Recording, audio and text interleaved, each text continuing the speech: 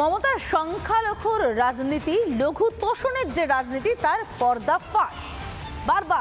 বারবার সংখ্যালঘুরা পথে নামছেন। এবার বলছেন উন্নয়ন তো দুরাস, মমতা বন্দ্যোপাধ্যায় তাদের কথা ভাবেনি না।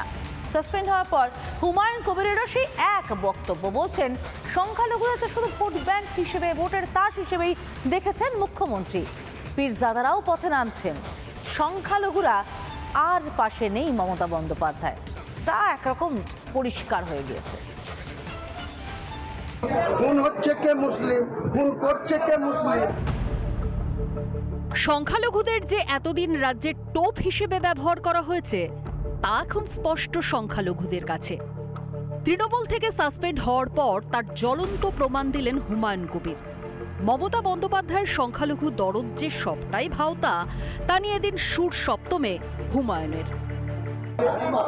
খুন হচ্ছে কে মুসলিম, খুন করছে কে মুসলিম, আসামি হচ্ছে কে মুসলিম, জেলে যাচ্ছে কে মুসলিম, আর ডিম খাচ্ছে দারোগা বাবুরা, ডিম খাচ্ছে দারোগা বাবুরা।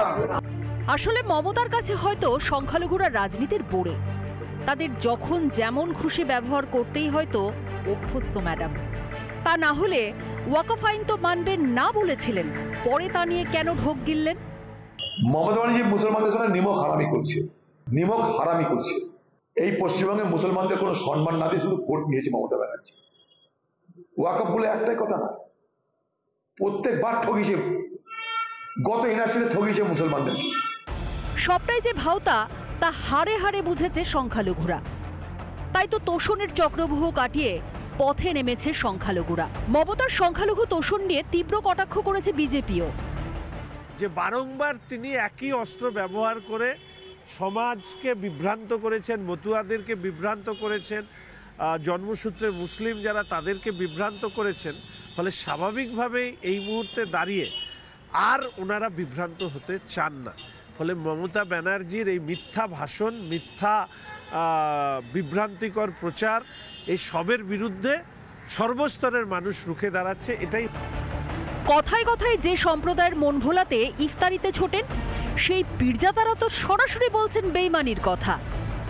এটা বাংলার মানুষ আজকে বলতে আরম্ভ করে দিয়েছে, শুরু করে দিয়েছে যে উনি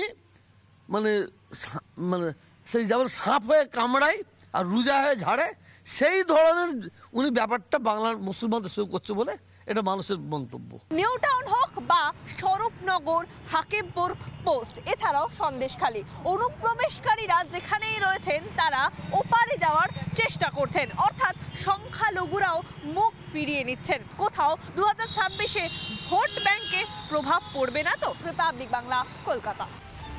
নানা ধরনের কন্টেন্ট দেখার জন্য লাইক করুন, শেয়ার করুন আমাদের ফেসবুক পেজ, সাবস্ক্রাইব করুন আমাদের ইউটিউব চ্যানেল। পাশাপাশি অন্যান্য ব্রেকিং নিউজের জন্য অবশ্যই চোখ রাখুন রিপাবলিক বাংলায়।